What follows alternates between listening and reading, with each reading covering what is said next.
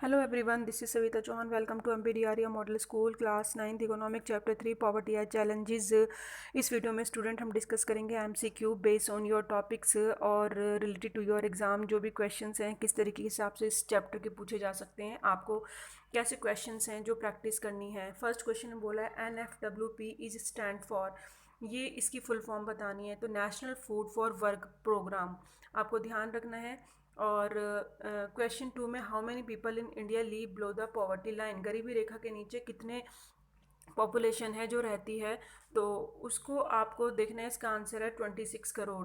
फिर पूछा है नेक्स्ट क्वेश्चंस में कि जो which social group is most vulnerable, यानी असुरक्षित हैं, वल्नरेबल हैं, सबसे ज़्यादा वीकर सेक्शन है पॉवर्टी में अगर देखी जाए गरीबी में, तो ऑल द एबव यानी शेड्यूल कास्ट भी, शेड्यूल ट्राइब्स भी, कैजुअल लेबर्स, ये सभी के सभी क्या माने जाते हैं, यानी पॉवर्टी में सबसे ज़्यादा जो वीकर सेक्शन हैं यही हैं जो गरीबी रेखा के नीचे हैं।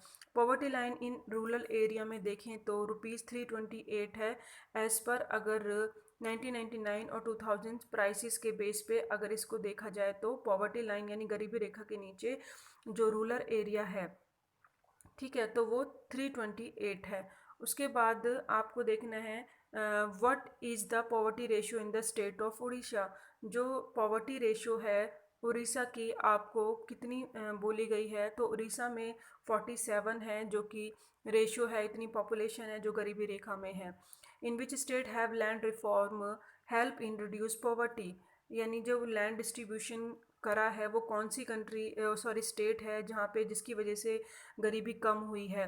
ये लैंड रिफॉर्म यानी जो डिस्ट्रीब्यूट करना, बांटना, जो ज़मीन है कि भाई जो बड़े बड़े ज़मींदार हैं उनसे लेकर जो लैंडलेस हैं जिनके पास ज़मीन नहीं है उसको देना, तो ये कौन से स्टेट ने करा है, तो ये वेस्ट बंगाल में है। तो आपको ध्यान रखना है लैंड रिफॉर्म से कहाँ पे हुआ था, वेस्ट बंगाल में। पब्लिक डिस्ट्रीब्यूशन सिस्टम यानी जो राशन की दुकानें होती हैं वो रिस्पॉन्सिबल है रिडक्शंस ऑफ पॉवर्टी, गरीबी को कम करने में, तो कौन सा स्टेट है वो, तो दोनों है, आंध्र प्रदेश भी तमिलनाडु भी, यानी सी पे लगाना है आपको कि भाई दोनों ही हैं जो कि गरीबी को कम करने में वहाँ पे राशन की दुकानों ने बहुत बड़ा रोल प्ले करा है।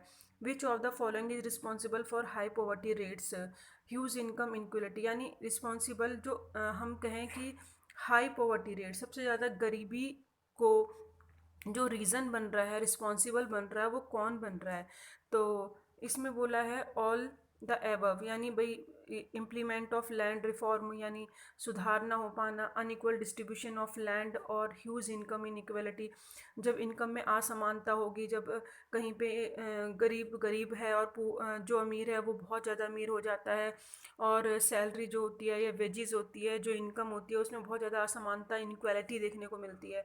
अनइक्वल डिस्ट्रीब्यूशन ऑफ लैंड, किसी के पास है ही नहीं, किसी के पास कम है तो किसी के पास बहुत ज़्यादा है, जैसे कि आप गांव में देखेंगे। Lack of effective implementation of land reform, यानी अभी भी लैंड को डिस्ट्रीब्यूशन करने का प्रोग्राम जो चलाए हैं गवर्नमेंट ने वो इतना इफ़ेक्टिव नहीं रहा है जितना होना चाहिए, इसीलिए पॉवर्टी के ये मेजर रीज़न है।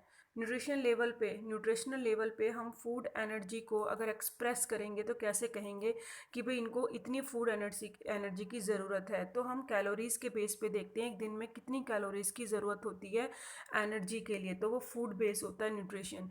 फिर है पॉवर्टी रेशियो, अगर हम इंडिया से कंपेयर करते हैं पाकिस्तान और इंडिया का, तो इंडिया का कितना है, तो डबल है जो पॉवर्टी है इंडिया के अंदर, 2 टाइम्स यानी 2 गुना पाकिस्तान से ज़्यादा गरीबी है।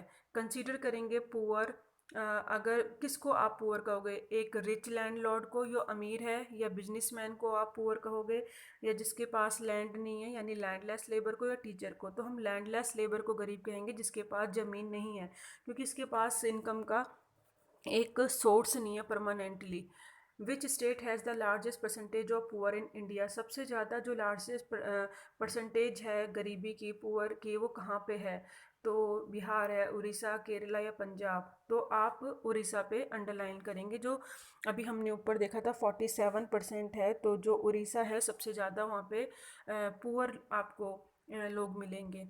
Who advocate the India would be truly independent only when the poorest of its people become free human suffering, ये किसने कहा था कि जो तभी हम अपनी कंट्री को स्वतंत्र मानेंगे, इंडिपेंडेंट मानेंगे, जब वहाँ से गरीबी बिल्कुल ख़त्म हो जाएगी, जो कि सब लोग फेस कर रहे हैं। तो ये कहा था महात्मा गांधी ने कि हम तभी अपने आप को स्वतंत्र मानेंगे जब गरीबी भी ख़त्म हो जाएगी। Who do not come under the category of urban poor, गांव में शहर में जो गरीबी है, तो कौन नहीं है जिसको हम कह सकते हैं कि वो गरीब नहीं है शहर में रहने वाले में। तो वो शॉपकीपर है क्योंकि उसके पास सोर्स तो है, दुकान है जिसके पास कि वो इनकम कर सकता है। लेकिन जो अनएम्प्लॉयमेंट है या फिर कैजुअल लेबर है, यानी जो रोज के काम करता है झाड़ी पे, अनएम्प्लॉयमेंट यानी जिसके पास काम ही नहीं है, रिक्शा पुलर जो कि रोज की झाड़ी पे काम करता है, तो ये तो गरीब हैं ही। लेकिन जो शॉपकीपर है वो इनसे बेटर है सिचुएशन। तो इसी में जो अर्बन पुअर है यानी उसमें कौन नहीं आता, उसमें शॉपकीपर नहीं आते हैं। उसके बाद क्वेश्चन है कि जो स्कीम थी 1993 में सेल्फ एम्प्लॉयमेंट अपॉर्चुनिटी, यानी अपना काम शुरू करने की, एजुकेटेड अनएम्प्लॉयमेंट, जो अनएम्प्लॉयड एम्प्लॉयड था यूथ का, यानी जो बेरोजगार थे एजुकेटेड पर्सन, उन्हें रूरल एरिया में छोटे छोटे वो अपना काम शुरू कर सकें, स्मॉल टाउन्स में, रूरल एरिया में। तो वो कौन सा प्रोग्राम था? वो था प्राइम मिनिस्टर रोजगार योजना। इसके अकॉर्डिंग 1993 में ये स्टार्ट हुआ था और सेल्फ एम्प्लॉयमेंट अपॉर्चुनिटी से ये रिलेटेड है। Which one of social group is vulnerable to poverty, कौन सा सोशल ग्रुप है जो वल्नरेबल है पॉवर्टी के, अगर हम रिगार्डिंग बात करते हैं। तो इसमें शेड्यूल विच वन, कौन सा सोशल ग्रुप है, तो आप देखेंगे वो अर्बन कैजुअल लेबर है या फिर शेड्यूल कास्ट है या रूरल एग्रीकल्चर हाउस होल्ड है। तो हम देखेंगे जो पॉवर्टी के बेस पे है, तो जो शेड्यूल कास्ट और अर्बन कैजुअल लेबर हैं, रूरल एग्रीकल्चर, ये ऑल द एबव हैं, यानी सभी सोशल ग्रुप जितने भी हैं सभी को हम कह सकते हैं कि ये गरीबी रेखा के नीचे आते हैं। और और उनको इनकम क्योंकि सोर्स परमानेंट नहीं है। Which one are not major case of income inequality in India, जो इनकम अलग अलग है इंडिया में, किसी की कम किसी की ज़्यादा, तो कौन सा मेजर रीज़न नहीं है? तो अगर हम देखें तो हम इसमें अनइक्वल डिस्ट्रीब्यूशन ऑफ लैंड है या लैक ऑफ फर्टाइल, यानी लैक ऑफ फर्टाइल लैंड, क्योंकि इसका कोई रिलेशन नहीं बनता यहाँ पे। जो भी अनइक्वलिटी है, लैंड डिस्ट्रीब्यूशन तो है भाई, इनइक्वलिटी उसकी वजह से हो रही है। रिच और पुअर के बीच में जो गैप है और पॉपुलेशन की वजह से, इन तीनों की वजह से तो इनइक्वलिटी है। लेकिन लैक ऑफ फर्टाइल लैंड यानी भूमि का कम उपजाऊ होना, तो उसका इनइक्वलिटी से कोई मतलब नहीं है। फिर है the calorie of requirement is higher than rural areas, ज़्यादा कैलोरीज क्यों चाहिए होती हैं रूरल एरियाज़ में?